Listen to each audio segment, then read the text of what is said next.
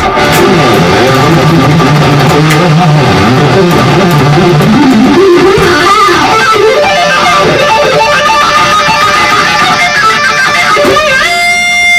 say hello to my good friend, Mr. Doug Aldrich.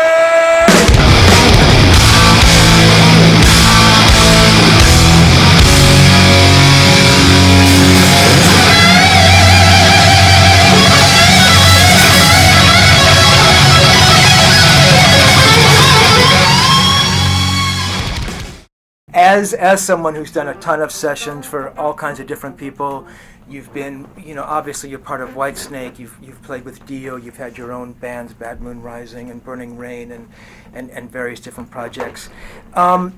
You're one of these people, and unsung isn't the right word.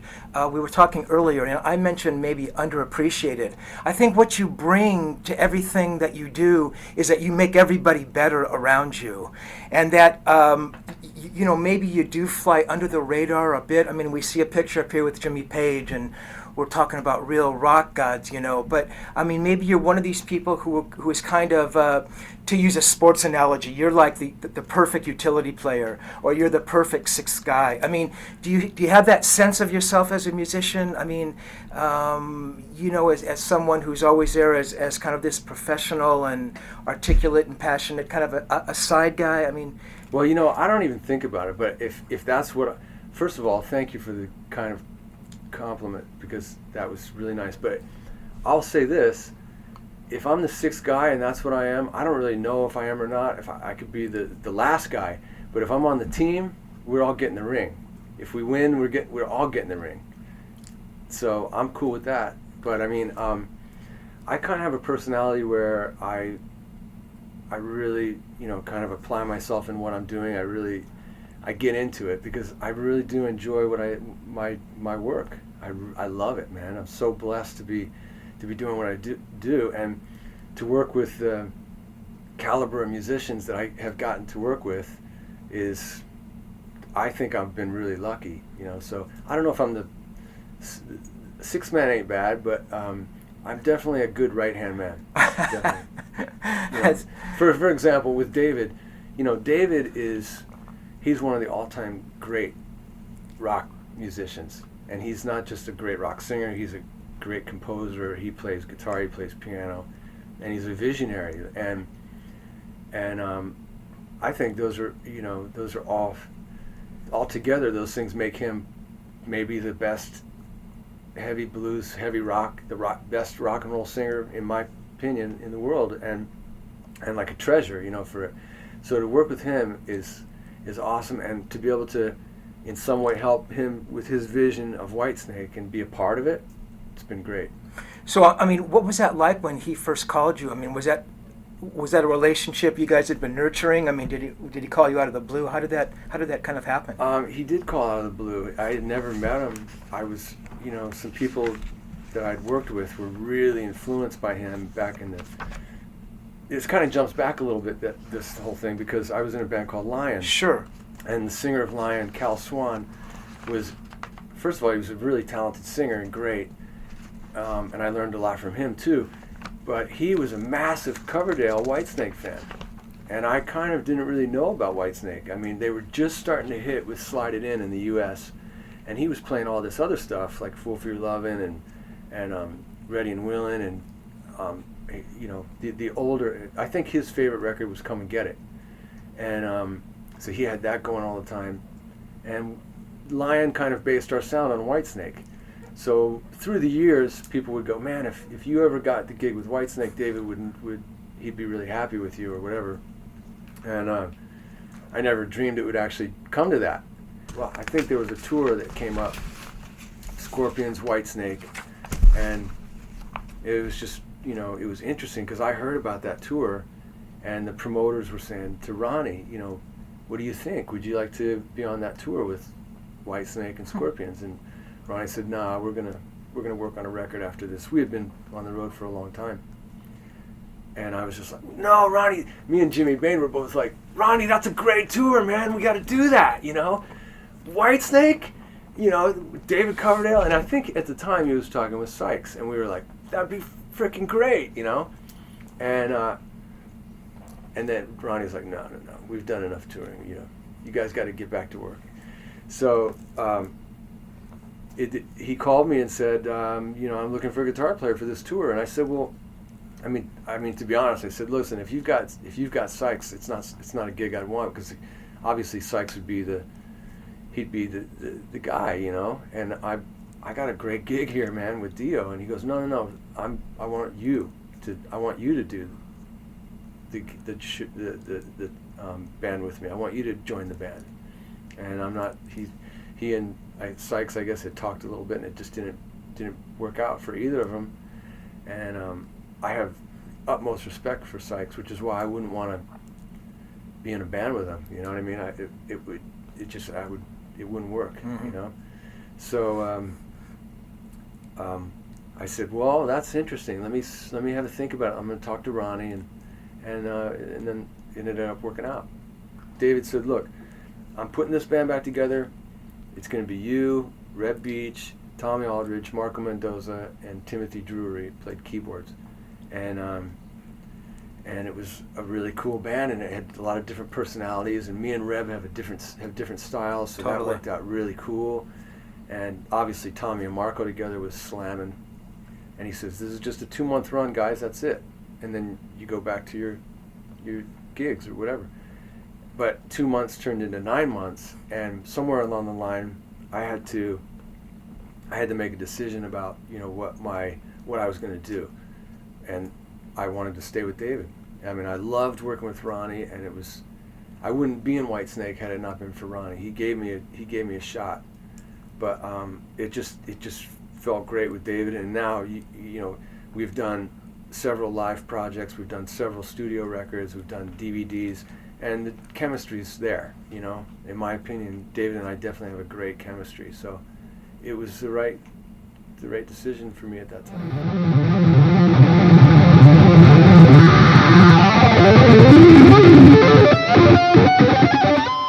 The playing wasn't a big deal because I was on my game, because I'd been touring with Ronnie for a while, and Ronnie put me out there, and he said, basically, you own that stage.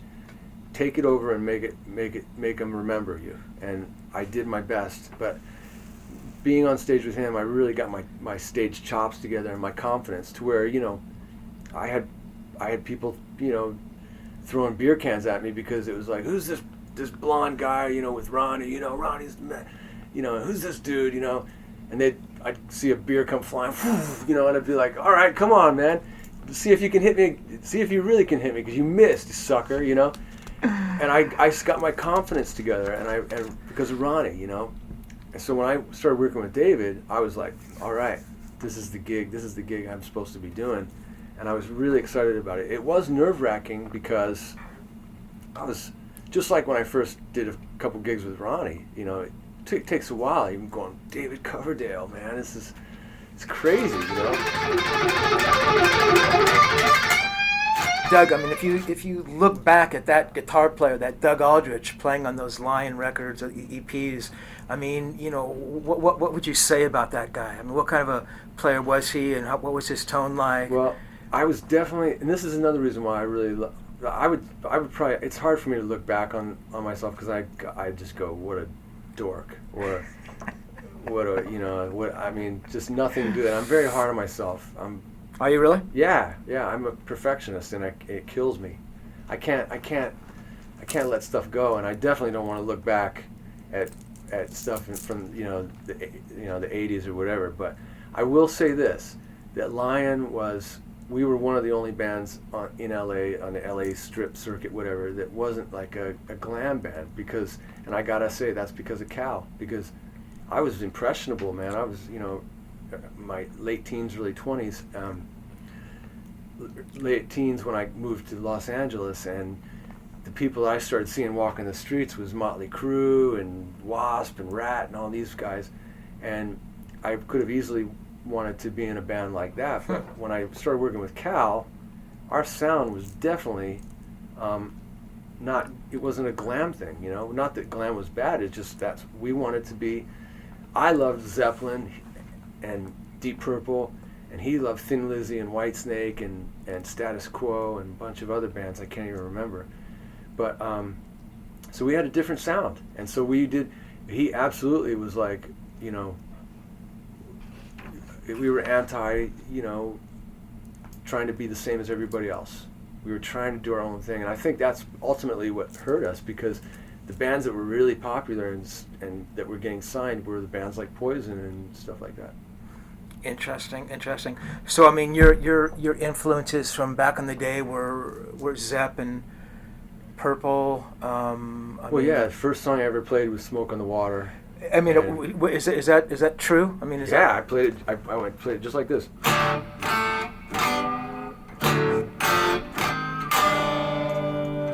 You know what I mean? Wrong key, wrong chords, whatever, and with intonation problems. But I mean, that's a great riff. You know, everybody wanted to play it. Jeff was one of the first guys you kind of picked up on, wasn't he?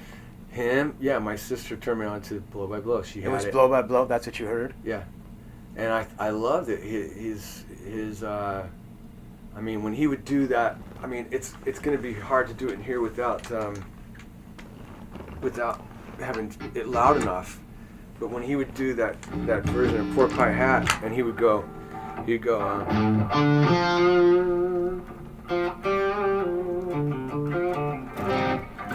That bit, and then it gets to the whole thing of.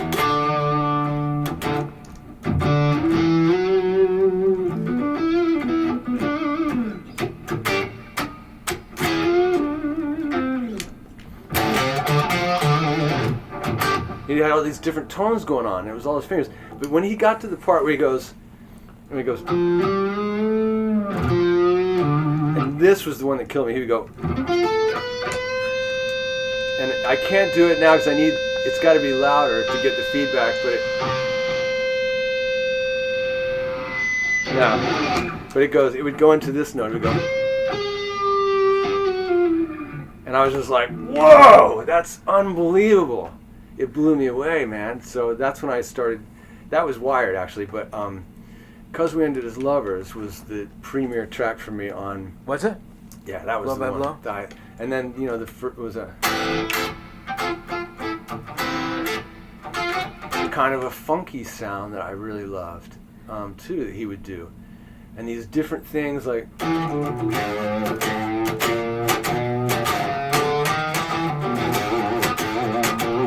I don't know.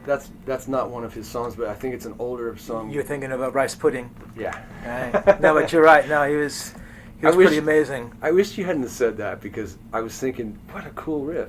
He's just a master, you know. But I still go pound for pound. If you look at the whole thing, the body of work, and what resonates in my heart, I go with Jimmy Page. Jimmy Page. Yeah. Hendrix is amazing, but still, I got to go with Jimmy Page, you know. And Van Halen and Randy Rhoads and Gary Moore, and they're all unbelievable, but Jimmy's the one that, you know, started it for me.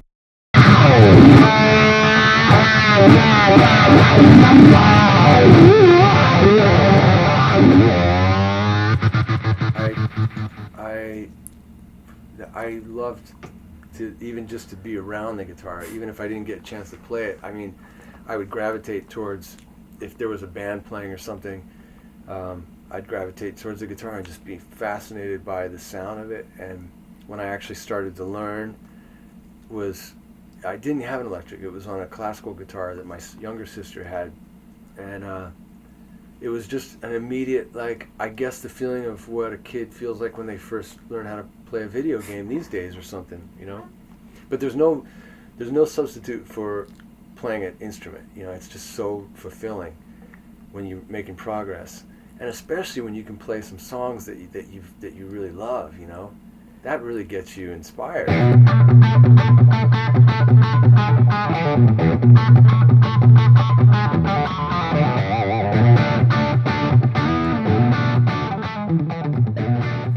Eventually, and you might have heard the story, but I got called to audition for Kiss for when Ace left. This was in '82, and he left, and Eric Carr was in the band, who was the drummer at that time, and he came and saw me play a couple times, and then invited me to the record plant.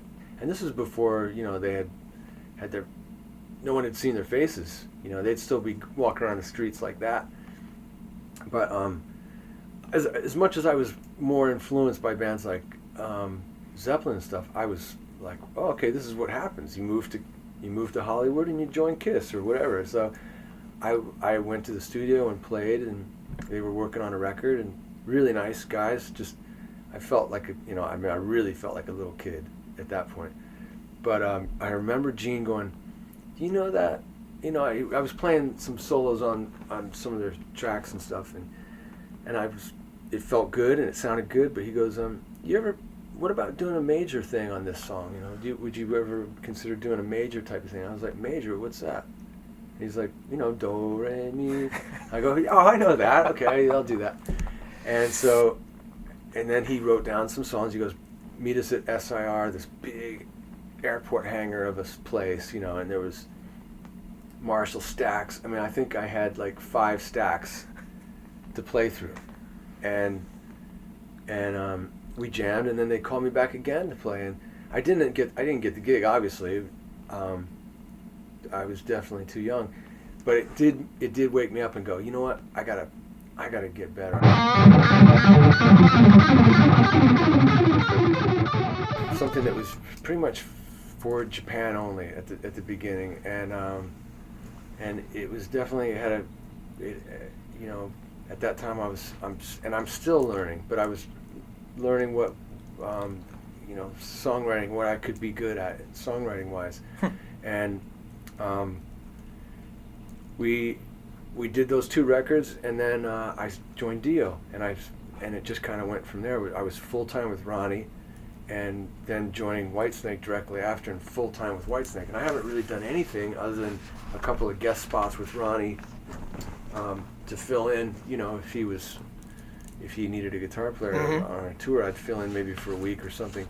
But other than that, it's been full on Whitesnake all the time. So yeah, it was basically in 2012, having a little bit of free time.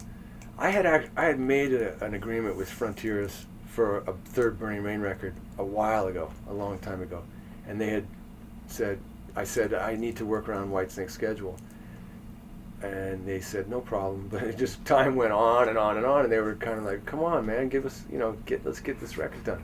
So this year, when I had some free time, Keith and I, we kind of revisited some songs that we were kind of thinking would be cool for the next record, updated them, and then filled in some blanks, some different stuff that we liked, and we knocked it out really quickly over a long period of time, if that makes sense, because I would have like, a day and a half every week or something where I could focus on doing the Burning Rain thing.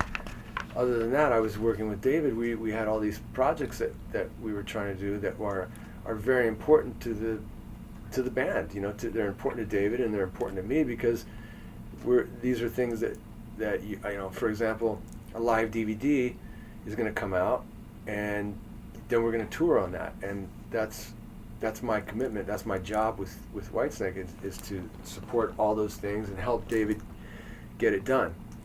So I couldn't ask him, hey, I need a month off so I can do this thing, and I had to do it in my free time, and so we knocked it out, and it's kind of a little bit more of a, songwriting wise, I think it's a big progression from those first 2 Burning Rain records, but we kept it still in the same vein, same type of stuff. I didn't want it to be in any way something that would step on Whitesnake's toes.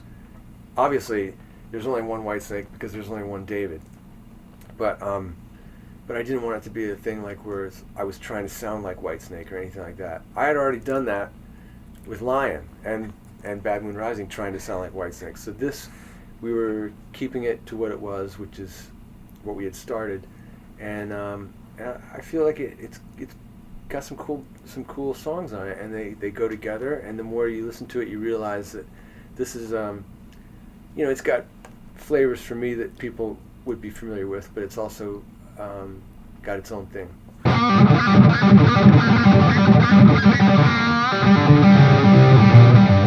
Normally, guitar solos or drum solos, that's when you definitely want to go get a beer or something, go get a hot dog. I've seen, you know, we've all seen Eddie Van Halen's guitar solo that, and Randy Rhodes's, and those were great, you know, and Yngwie's. There's, you know, only so much that you want to see after that.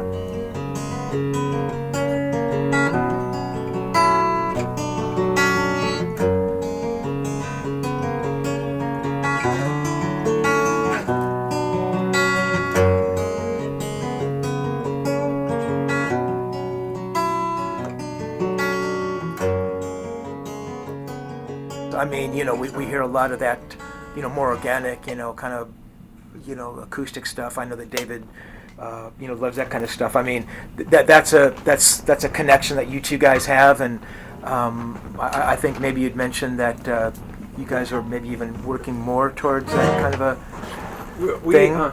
We have a thing where we'll sit down and we'll just start jamming on whatever. Like the other day, I was up at his place, and I'll say this because he already told people about it, but like, we'll just go, you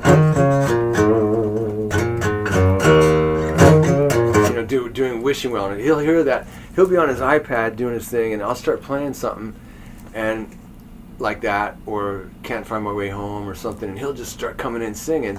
And then we found some other songs, which I'm not going to say, that are just amazing. The way that we were kind of banging around with them, and then we started to go, well, what if we took a song like an example would be, let me tell you a song that we haven't worked up that we could say, for example, we could do a version of Slide It In with an open tuning that is very different, but you'd still get the point of the song, and it would be really fun to hear. You know, you might take it like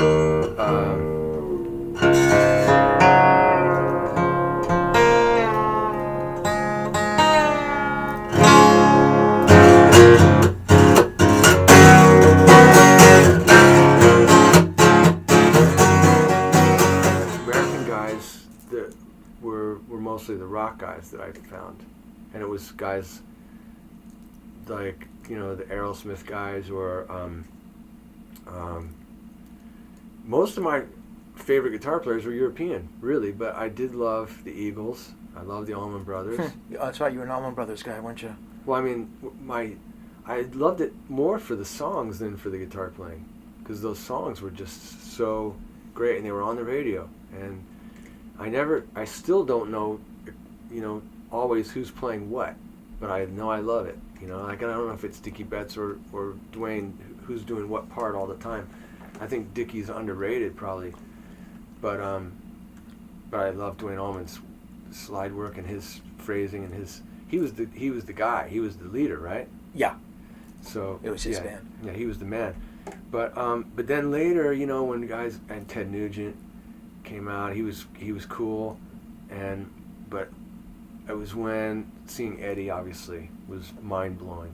I saw him in '79 on their second tour, and it was like, you know, that really changed you? Well, I mean, it was like, wow, this guy is just the coolest, and he's got the coolest singer, and these guys have got great catchy songs, and you know, it was cool. It was different than Zepp. It was different than UFO or Purple or whatever. It was like this party rock thing with screaming guitar, with doing stuff that we'd never seen before, you know. It had probably been done, but Eddie just perfected it and did it his own way. And then seeing Randy Rhoads play was like, I fell in love with the guy, you know. It's like he just smoked my ass so bad that I was just like, oh my God, I've seen it all now. There's nothing left to see, you know. Doug, I wanted to go back and just talk just a little bit about your experience with Ronnie. Yeah. I mean, was that sort of the first, I mean, real kind of big platform for you? Do you think? Yeah. I mean, I had toured in the U.S. before with a band called Hurricane. We had done it was like a 3-month tour, but joining Dio, doing a record, the pressure of that was big, you know. And then doing this big tour, and the first few shows with him, we were supporting Purple and Scorpions on the first leg. Then we did our own shows, then we did some more supporting Purple in Europe. and there was definitely that was a big step for me. And Ronnie gave me a shot, and I want to think that I did I did a good job for him.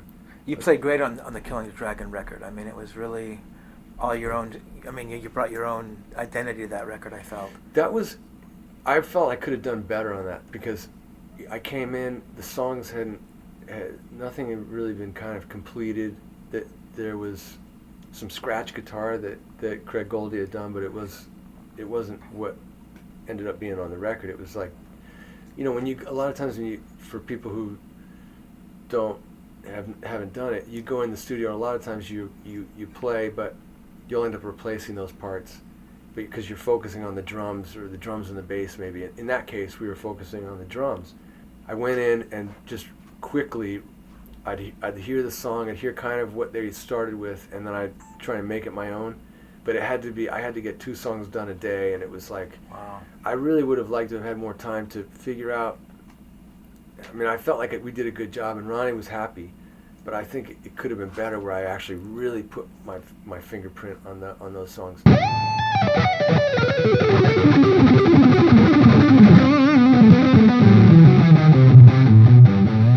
Two things I remember about that was we were driving to the gig, and Ronnie's friend was driving us to the gig that night, and he got lost, and Ronnie was getting so pissed off, man. It was just like, oh, I can see this night is just gonna suck, and we got to film, and Ronnie was really upset. And then I get there, and my guitar tech, who was not my tech, it was Craig's tech, I guess, he goes, yeah, Doug, I actually took the liberty to rewire your complete guitar rig today. And I was like, you rewired it? And we're not doing any sound check, there's nothing, it's like we have to jump on stage. And it sounded completely different to me, the way that he did it. So I was like, oh man, all this stuff was going on. But the end result is the DVD was pretty cool.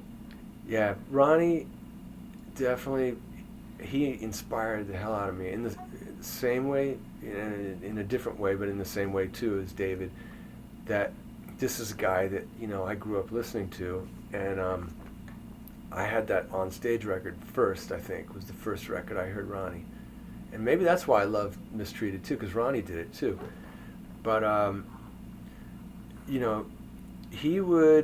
he'd get all fired up about something. He'd put a spark under your ass, and you had to deliver, man. It was like it would be like, all right, Doug, all right, show me what you got then, that kind of thing, like a challenge. And I'd be like, all right, I will. I'll fucking show you right now, and it brought the best out of me. And David does that in a different way. He challenges you in I don't know, it's like it's with Ronnie it was intense. With David it's more of a light-hearted poke, like let's light it up a little bit. Interesting. And but the end result is you're getting inspired, and you want to show the boss, hey, check this shit, I feel blessed to have the luck and the chances that I've had, and I'm trying to make the most of it. But to be able to say that I've worked with Ronnie and now David for this long, I mean, it's just like, it's awesome, and me and him are super tight, love working together, and he, he's showed me a lot. He's taught me a lot. I've been like a sponge around him, and improved in a lot of different areas other than just guitar playing, That's cool. That's cool. We could actually end there, I think. Yeah, school gets out in 15 minutes. Perfect. That was great, man.